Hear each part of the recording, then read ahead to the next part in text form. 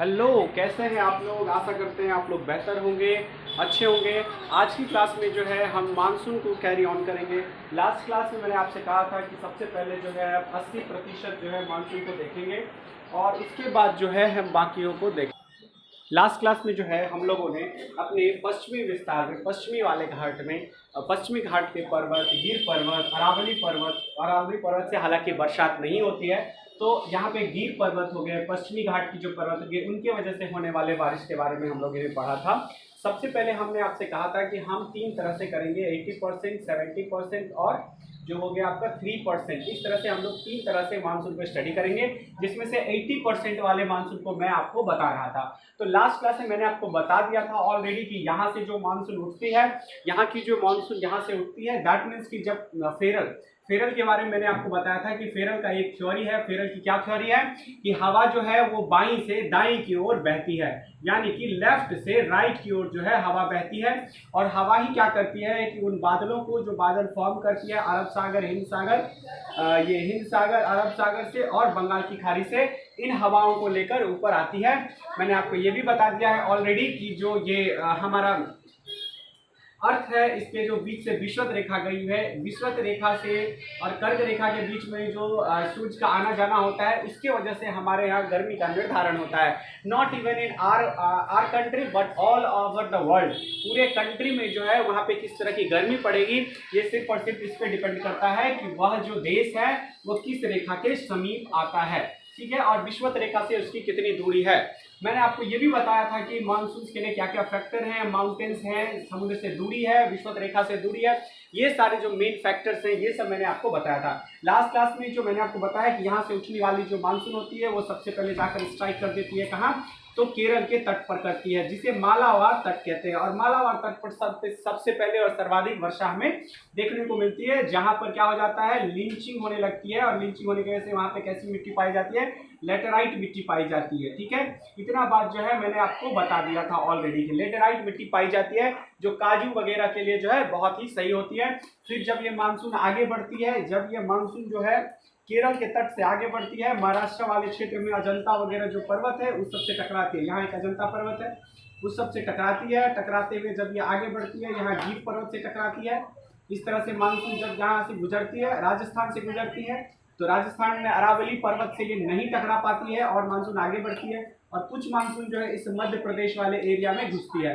तो ये मध्य प्रदेश वाले एरिया में मैंने आपको बताया था कि ऊपर वाला पर्वत विंध्याचल है, नीचे वाला पर्वत जो है सतपुरा है, और इधर वाला जो है ये मैकाल पर्वत है। इसमें मानसून क्या होती है, बुरी तरीके से ट्रैप हो जाती है और यहाँ सर्वाधिक वर्षा जो है हमें देखने को मिलता है। सारे सबसे ज्यादा वर्षा यहाँ नहीं होती है, लेकिन अत्यधिक वर्षा होती है, जिसकी वजह से यहाँ के बीच से एक नर्मदा नदी जो है बहुत ही गति से निकलता है, जिसे रेवा नदी और चंचल नदी कहते हैं। ये सारी जानकारी मैंने बहुत ही अच्छे तरीके से और बहुत ही डिटेल में लास्ट क्लास में आपको बताया है।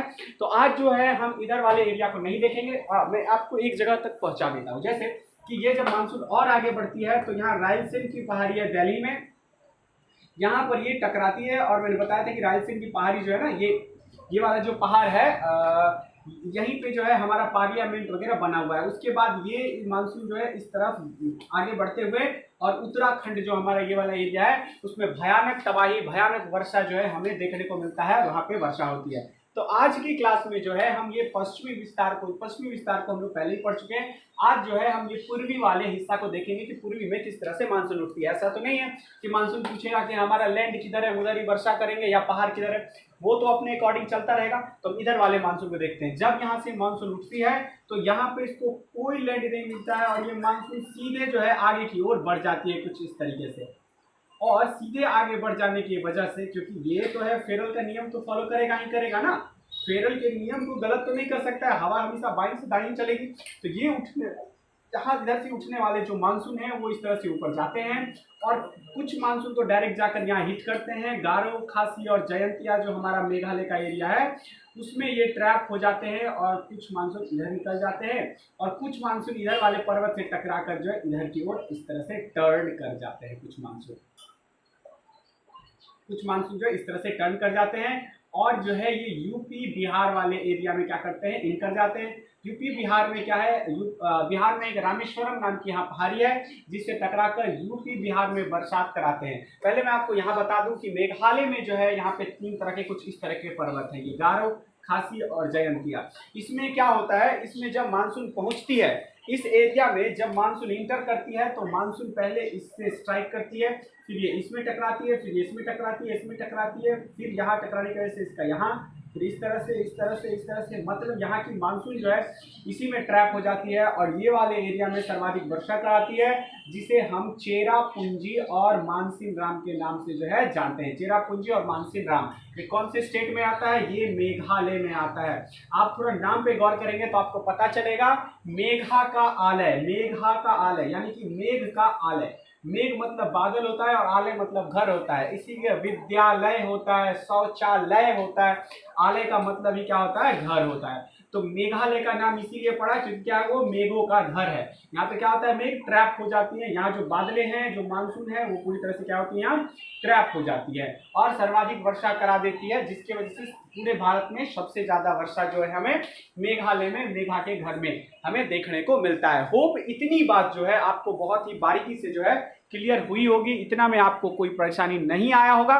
तो चलिए हम देखते हैं अब क्या होता है कि यहाँ से ये जो है आगे बढ़ती है और आगे बढ़ते हुए बिहार से जो है अब ये यूपी को क्रॉस करती है और मानसून यूपी से होते हुए ये वाले मानसून पहुंच जाती है दिल्ली और दिल्ली में करा देती है दोबारा बरसात। अभी इधर वाला मानसून बारिश कराकर उत्तराखंड में तबाही करने पहुंचा ही था कि इधर वाले मानसून जो है, जो हमारा पूर्वी वाला मानसून है, यह आकर दिल्ली में करा देती है, यहाँ पे रायसेन की पर्वत से टकराकर पुनः बारिश करवा देती है। उसके बाद मैंने आपको माउंटेन में बताया था कि यहाँ पे जो ट्रांस हिमालय है और ट्रांस हिमालय के बाद इसमें क्या क्या है, काराकोरम है, आपको जास्कर बताया था, पीर पंजाल वगैरह बताया था, 4 तरह के माउंटेन्स मैंने आपको बताया था। तो ये मानसून यहाँ पर क्या करती है, इससे इस तरह से क्या करती है, टकराती है। यहाँ क्या होता है, टकराती है। और यहाँ पे एक जगह है, यहाँ पे एक जगह है हरियाणा में जिसे धर्मशाला कहते हैं।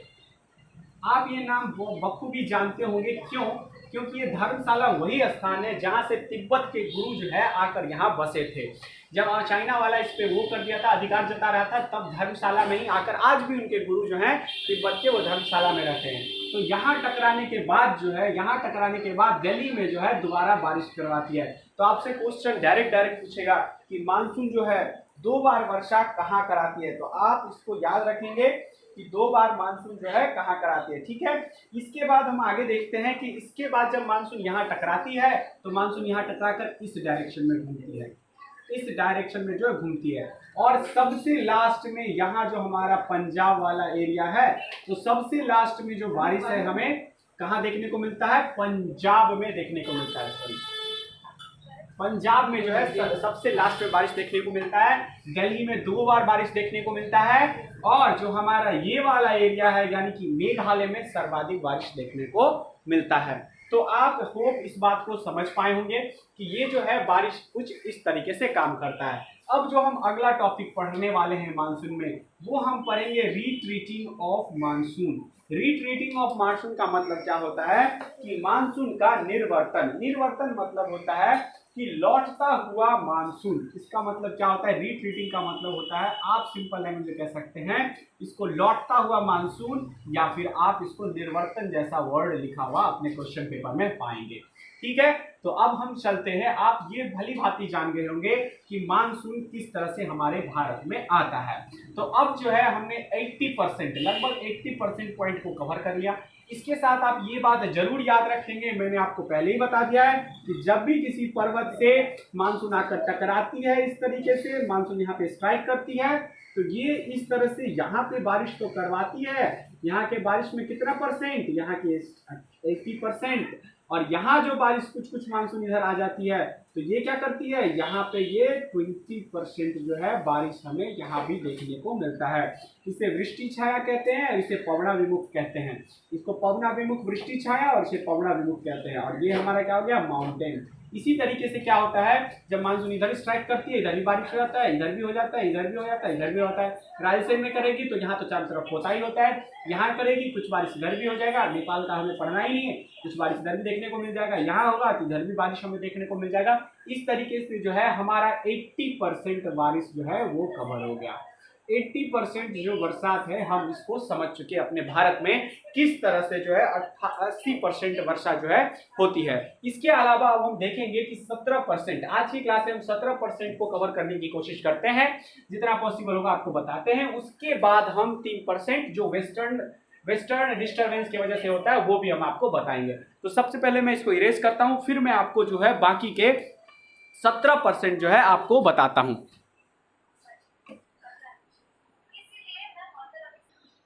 अब जो है हम देखते हैं कि अब हम रिट्रीटिंग ऑफ द मानसून देखते हैं। इसका मतलब है कि मानसून का निर्वर्तन। अब जो मानसून लौटता है, जैसे कि मानसून ने यहाँ पे स्ट्राइक किया था, आपने देखा कि दिल्ली वाला जो पोर्शन होता है वहाँ पे दोनों तरफ से मानसून आती है और यहाँ वर्षा कराती है। और यहाँ वाला जो एरिया होता है, ये पर्वत के बाद जो ये लद्दाख है, यहाँ लद्दाख में जो वर्षा है सबसे कम होती है। पूरे भारत में सबसे कम वर्षा कहाँ होती है? लद्दाख में। क्यों? क्योंकि यहाँ ऊंची ऊंची हिमालय खड़ी है, लद्दाख है, फिर पंजाल है, जास्कर है, काराकोरम है, जिसकी वजह से मानसून उधर नहीं जा पाती है और मानसून क्या करती है, यहाँ से टकराकर यहाँ वापस होती है। और सबसे लास्ट में वर्षा हमें कहाँ देखने को मिलता है? तो पंजाब वाले एरिया में देखने को मिलता है। इतनी बात तो आप समझ गए होंगे। चलिए अब हम इसमें लौटता हुआ मानसून को देखते हैं कि आखिर जो मानसून लौटता है वो किस तरीके से बारिश करवाता है। तो लौटता हुआ मानसून में जो है 7% वर्षा होती है और 7% वर्षा को ही अब हम पढ़ने जा रहे हैं, ठीक है। तो चलिए इसमें हम देखते हैं क्या है कि जो लौटता हुआ मानसून है वो यहाँ पे स्ट्राइक करने के बाद क्या करता है, जो मानसून इधर से गया हुआ था वो मानसून अपने ही रास्ते, वो मानसून क्या करता है, अपने ही रास्ते जो है लौट जाता है। वो मानसून क्या करता है, अपने ही रास्ते जो है लौट जाता है और फिर यहाँ अरावली का पर्वत आता है और उसको बहुत ही आसानी से क्या करता है, क्रॉस कर देता है, उसे टकरा ही नहीं पाता है।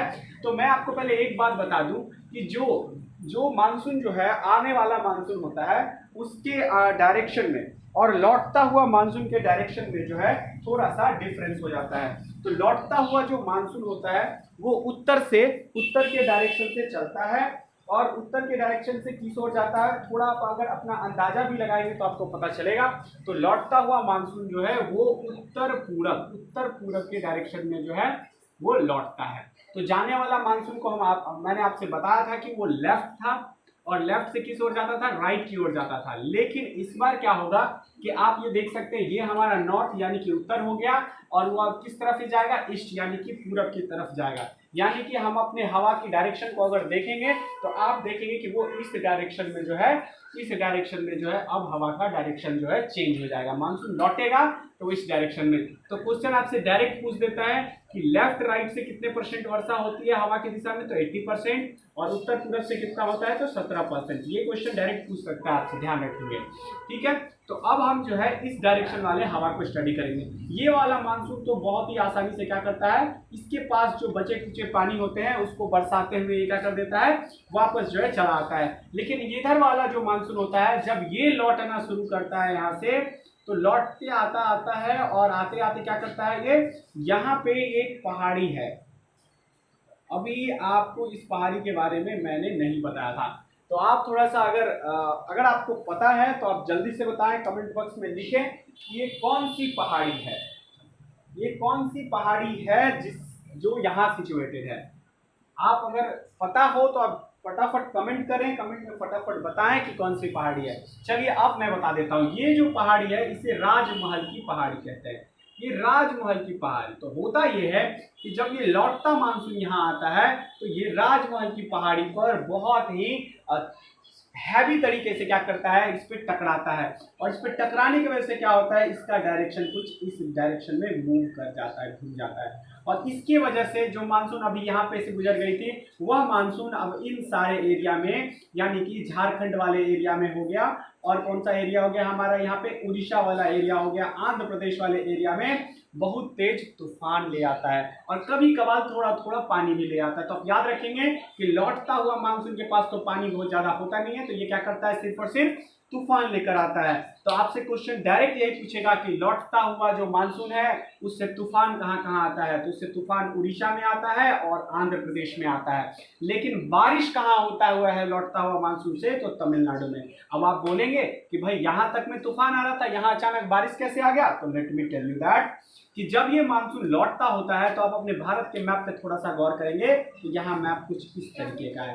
तो मानसून क्या करती है कि यहाँ से उत्पन्न होने वाली जो वायु है उस इसमें से क्या करती है, थोड़ी सी पानी एब्जॉर्ब कर लेती है। और ये मानसून क्या करता है, यहाँ से पानी उठाकर और आंध्र प्रदेश के निचले हिस्से में और तमिलनाडु वाले हिस्से में क्या करती है, आंधी के साथ बहुत तेज बारिश ले आती है। तो ये जो है थोड़ा सा इंपॉर्टेंट हो जाता है। यहाँ बारिश क्यों ले आती है, क्योंकि यहाँ इसको पानी जो है उठाने का मौका मिल जाता है और ये वाले जो है ये सब तूफान को ला सकते हैं और ये क्या करते हैं, तो पानी को उठा लेते हैं। तो आंध्र प्रदेश के निचले हिस्से में और तमिलनाडु में जो है लौटता हुआ मानसून, रिट्रीटिंग ऑफ मानसून की वजह से वर्षा होती है।